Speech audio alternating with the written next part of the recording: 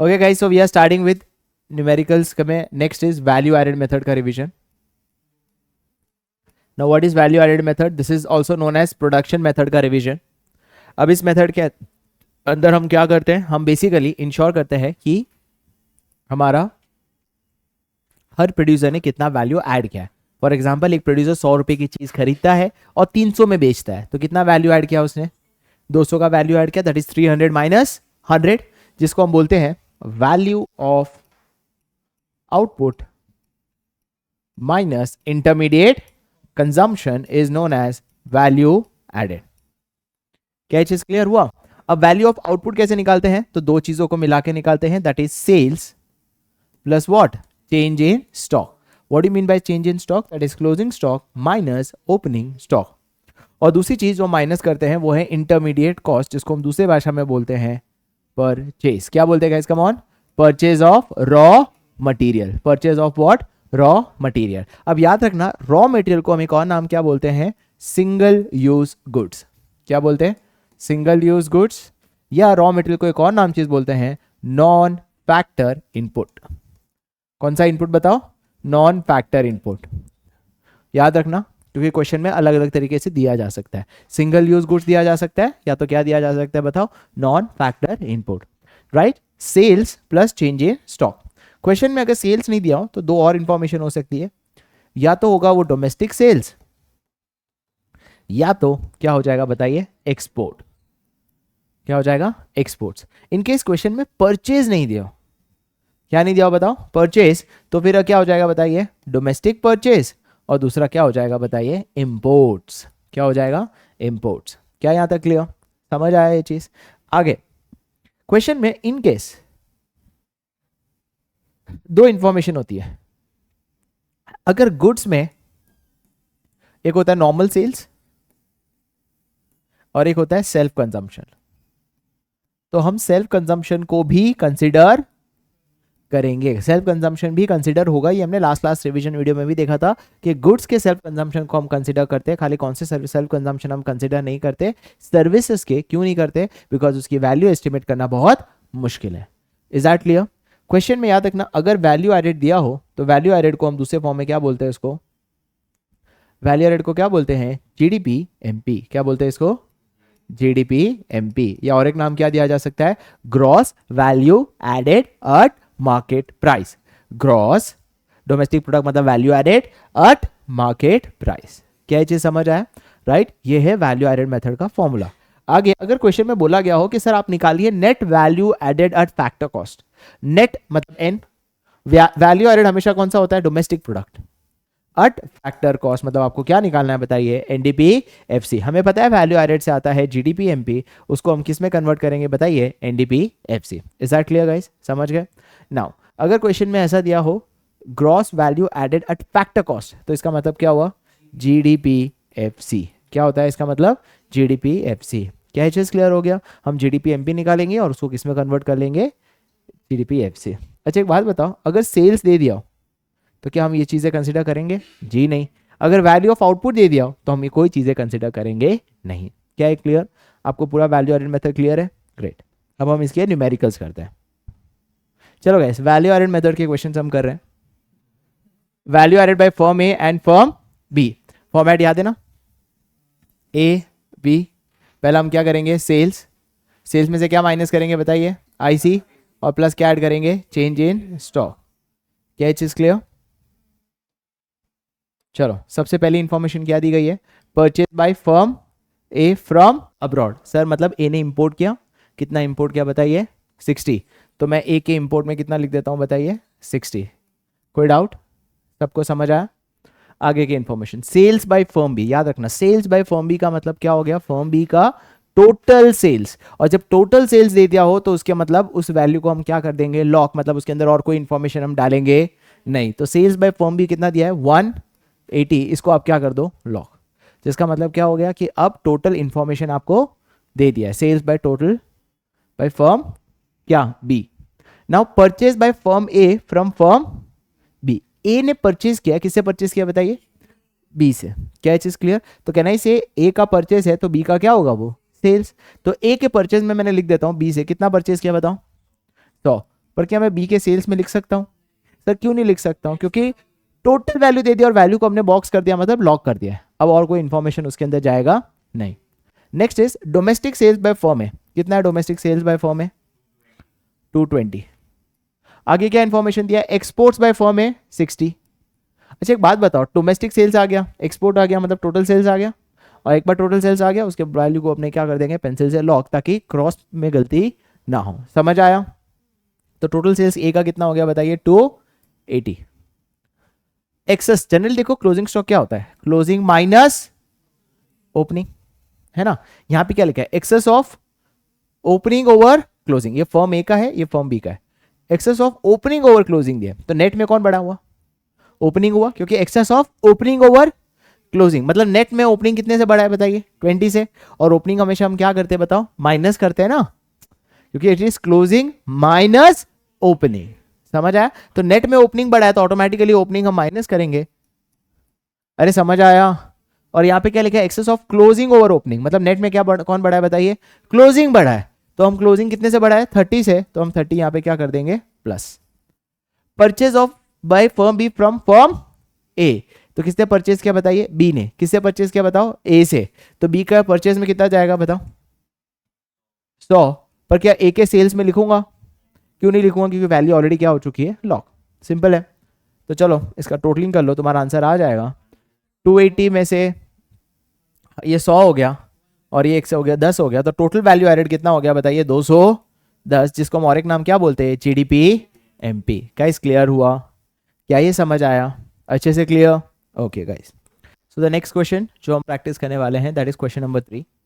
इस question number 3 में क्या देखो, net value added at factor cost दिया हुआ है 300। आगे क्या दिया हुआ है? Net value added at factor. इस क्वेश्चन में क्या निकालना है बताइए? इंटरमीडिएट।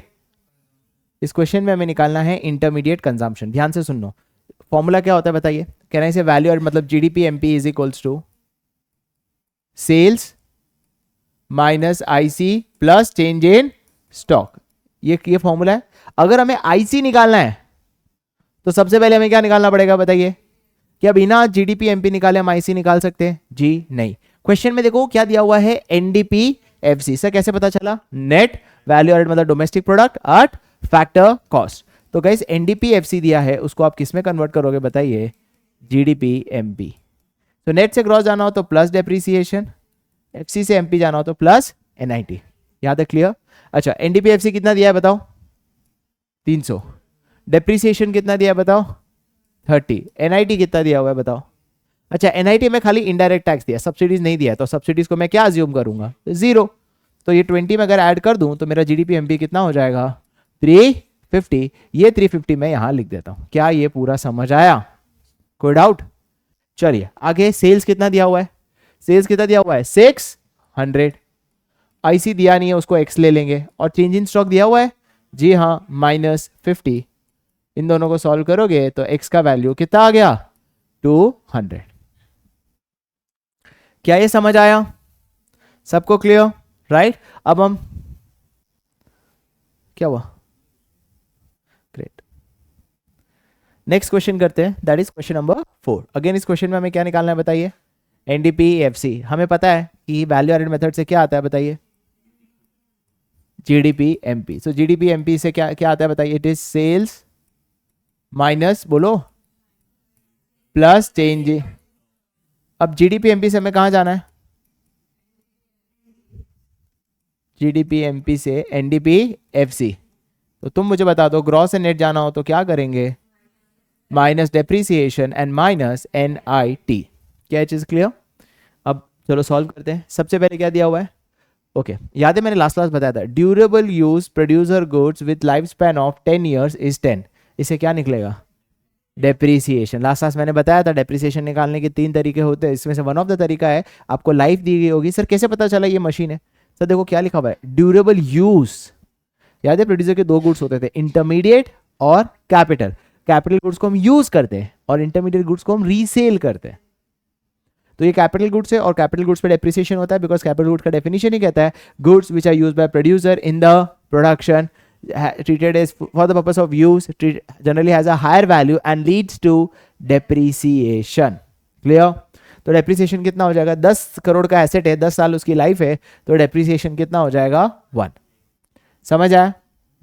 आगे सिंगल यूज प्रोड्यूसर गुड्स अभी समझाया था, इंटरमीडिएट कंजम्पशन अभी बताया था, याद है? इंटरमीडिएट कंजम्पशन को दूसरा नाम क्या बोलते हैं? सिंगल गुड्स या purchase of non factor input. Clear? तो सिंगल यूज प्रोड्यूसर गुड्स कितना हो गया 5, तो यहां मैंने 5 ले लिया। सेल्स दिया हुआ है 20, तो मैंने यहां सेल्स ले लिया 20। अनसोल्ड आउटपुट को क्या बोलते हैं guys? Come on, closing stock, right? Change in stock. Unsold output कितना रहा ड्यूरिंग द ईयर? 2, तो ये 2 इधर चला जाएगा।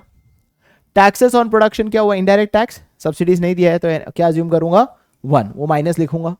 तो जीडीपी एमपी कितना आया 20 - 5 + 2, इन दोनों में से -1 किया तो आंसर कितना आ गया 15। क्या ये चीज क्लियर? ये हो गया नेक्स्ट वेराइटी ऑफ क्वेश्चन। चलो एक और वेराइटी करते हैं।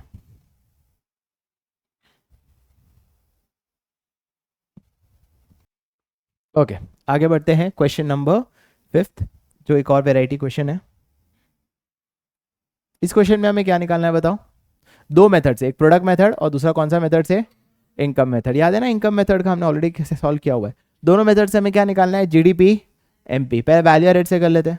वैल्यू एडेड का तो डायरेक्ट हो जाएगा, क्योंकि वैल्यू एडेड का आंसर ही क्या आता है? GDP is equals to value of output minus intermediate consumption. तो वैल्यू ऑफ आउटपुट ये रहा, देखो तीनों सेक्टर का दिया हुआ है।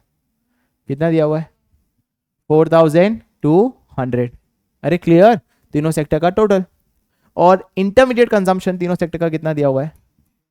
2400। तो बहुत ही इजी आंसर आ गया 1800। सर चेंज इन स्टॉक लेंगे क्या? नहीं सर, क्योंकि वैल्यू ऑफ आउटपुट के अंदर आता है। Yes 5000, sorry my bad. Clear? समझ गए? नाउ अगर क्वेश्चन इनकम मेथड से हमें सॉल्व करना हो, याद है इनकम मेथड का फॉर्मूला? इनकम मेथड का फॉर्मूला क्या था? C2EOSMI is equals to NDP. पर अपने को एनडीपीएफसी से कहां जाना पड़ेगा? जीडीपी। तो नेट से क्रॉस जाना हो तो प्लस डेप्रीसिएशन, एफसी से एमपी जाना हो तो प्लस एनआईटी। तो guys compensation to employees total ही दे दिया है। कितना दे दिया बताइए? 800। नेक्स्ट दिया है ऑपरेटिंग सरप्लस। ऑपरेटिंग सरप्लस के लिए अपने को 3 चीजें चाहिए, रेंट, इंटरेस्ट, प्रॉफिट। पर क्वेश्चन में देखो ऑपरेटिंग सरप्लस डायरेक्ट दिया, तो रेंट वेंट कुछ भी लेंगे नहीं। कितना दिया हुआ है वो बताइए? 600। क्या मिक्स्ड इनकम दिया हुआ है? यस 1300। तो 1300 + 600 900, 900 + 800 2700। अब डेप्रिसिएशन ऐड कर लेते हैं। डेप्रिसिएशन दिया हुआ होगा। कंजम्पशन ऑफ फिक्स कैपिटल को क्या बोलते हैं? और एनआईटी कितना दिया हुआ है? 20। देखो हमारा आंसर आ गया 2800। क्या ये समझ आया वैल्यू एडेड का क्वेश्चन? सबको क्लियर है? ओके एक और क्वेश्चन करने वाले हम। Yes guys, 2 more questions with respect to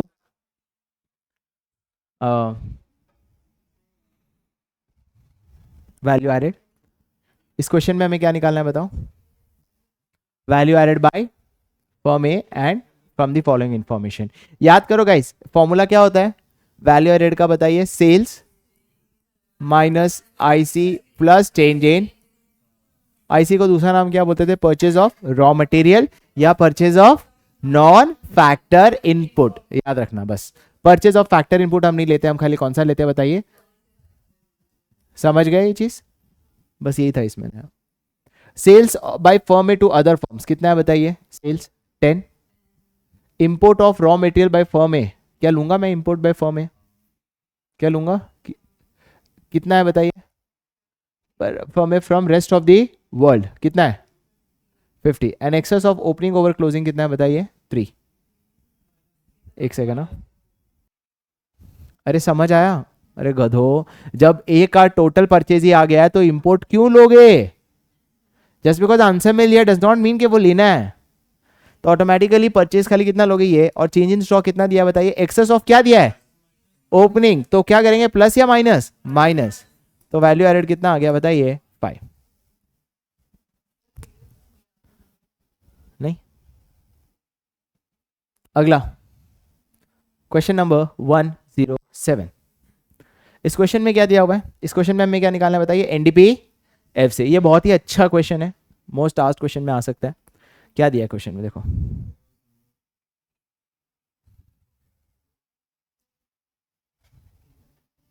इस क्वेश्चन में ध्यान से देखना। फर्स्ट क्या दिया है, हमें क्या निकालना है इस क्वेश्चन में, एनडीपी, एनडीपी एफसी। तो सबसे पहले हम क्या निकालेंगे बताइए, जीडीपी एमपी, जिसका फॉर्मूला क्या हो जाएगा, sales minus IC plus is equals to GDP, और इसे हमें कहाँ पहुंचेंगे, एनडीपी, तो माइनस क्या करेंगे, डेप्री, माइनस क्या करेंगे, NIT. Sales by wheat by the farmers in the local market, तो सर ये सेल्स का पार्ट होगा, जी हाँ ये सेल्स का पार्ट होगा, लोकल मार्केट में बेचा। परचेज ऑफ ट्रैक्टर लेंगे कि नहीं लेंगे, नहीं लेंगे, क्योंकि ये कैपिटल गुड्स है, और कैपिटल गुड्स हम लेते, हम खाली कौन सा लेते हैं, इंटरमीडिएट गुड्स, क्योंकि वो ट्रैक्टर बेचने के लिए नहीं खरीद रहा, वो ट्रैक्टर रीसेल करने के लिए नहीं, सॉरी रीसेल के लिए नहीं खरीद रहा है, बल्कि क्या करने के लिए खरीद रहा है, यूज करने के लिए, and that is treated as what, capital goods.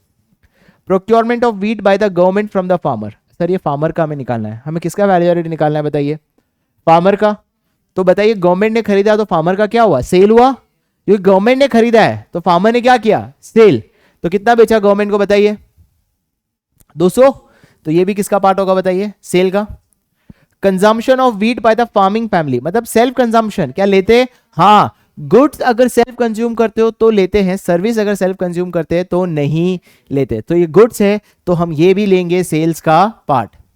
तो टोटल सेल्स का पार्ट कितना हो गया, 77050। अरे समझ आया, दैट इज 6800, 200 और 50। Guys clear. Expenditure on maintenance of existing capital stock, क्या बोलते हैं इसको, कैपिटल स्टॉक मतलब एसेट, उसके ऊपर मेंटेनेंस मतलब इसको क्या बोलेंगे, डेप्रीसिएशन। कितना है डेप्रीसिएशन बताओ, 100। सब्सिडीज दिया है, मतलब एनआईटी में सब्सिडीज दिया है, बट इनडायरेक्ट टैक्स दिया, तो देखो एनआईटी है, NIT is IT minus subsidy, IT 0 लूंगा, सब्सिडी कितना दिया है, एनआईटी हो जाएगा -20, तो माइनस ऑफ -20 क्या हो जाएगा, +20। सर और कोई इंफॉर्मेशन नहीं दिया तो इसको 0 लेंगे, तो जीडीपी एमपी कितना है 70, इसमें से ये माइनस कर तो 6950, 6970। समझ आया, ये दी मोस्ट इंपॉर्टेंट था पूरे वैल्यू एडेड के क्वेश्चन में, और यहीं से पूरा वैल्यू एडेड हमारा खत्म हो जाता है। क्या है क्लियर, हमने 6 अलग अलग वेराइटी के क्वेश्चंस किए। That's it guys, for national income का हमारा कंप्लीट रिवीजन खत्म हो जाता है।